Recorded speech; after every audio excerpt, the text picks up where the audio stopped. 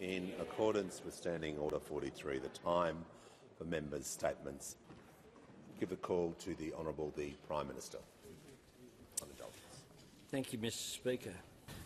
The 7th of October 2023 was a day of pain and terror for Jewish people around the world. When our Parliament first gathered in the aftermath, the shock at what Hamas terrorists had perpetrated was still raw and growing with each new and devastating detail. Their attack on a music festival that promoted friends, love and infinite freedom, an event attended by so many young people, underlined a core truth.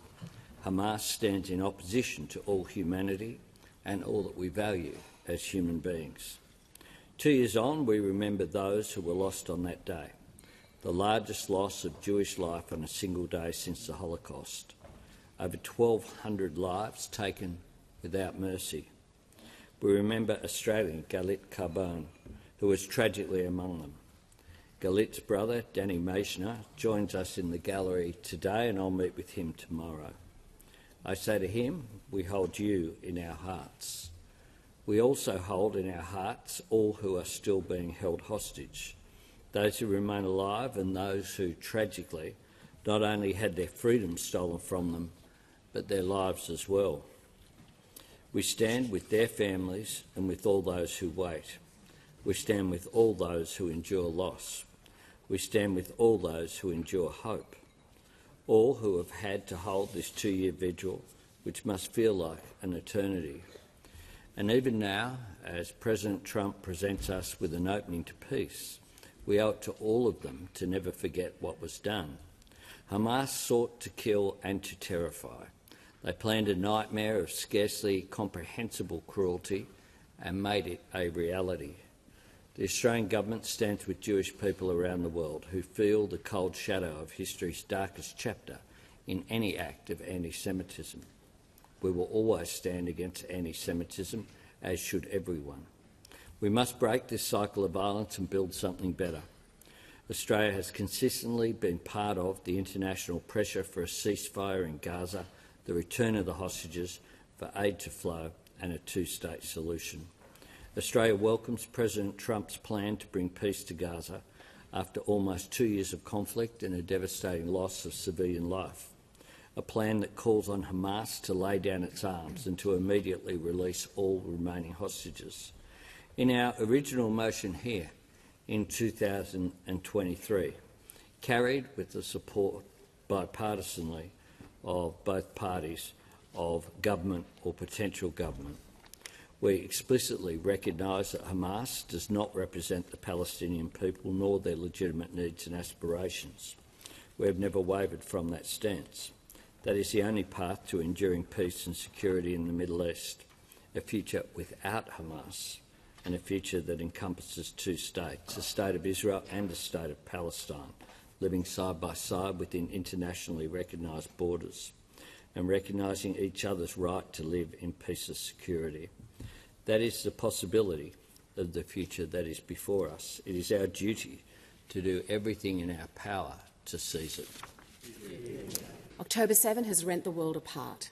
Sparking a new cycle of hate, division and violence was the objective of Hamas on October 7, both in the Middle East and across the world.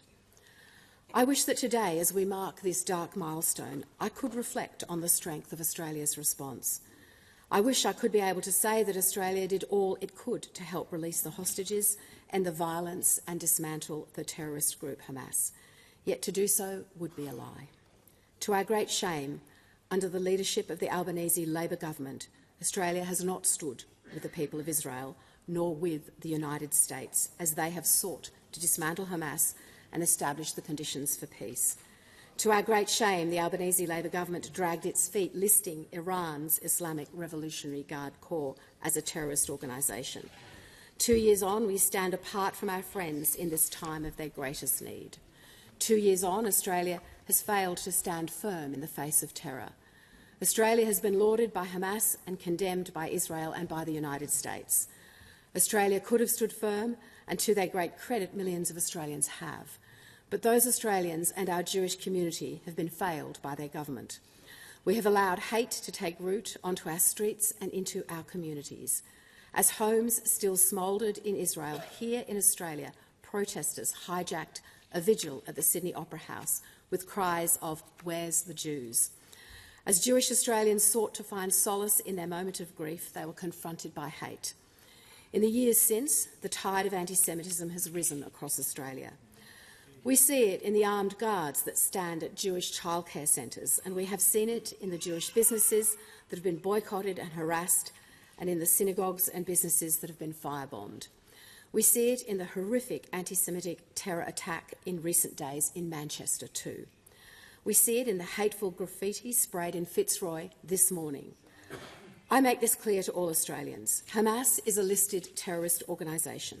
Supporting Hamas is not free speech. It is a crime. Those responsible must face the full force of the law. All Victorians deserve to feel safe in their own community. The AFP and ASIO should support Victoria Police to track down those behind this disgraceful act and bring them to justice. To our great shame, there are people today in this country seeking to hold protests this week. We cannot and should not allow the Sydney Opera House to be used as a backdrop of hate. To those seeking to protest, heed this simple message: stop. Seeking to use October 7 to advance your political agenda is abhorrent and un-Australian. Today cannot be only about words. As we mark October 7, we must recommit ourselves to taking action to stamp out anti-Semitism and to affirm our support for the existence of Israel, the world's only Jewish state. The Albanese Labor government must get off the fence and enact the recommendations of their own anti-Semitism envoy to stamp out anti-Semitism. I inform the House of the death on 18 September 2025 of James Henry Snow,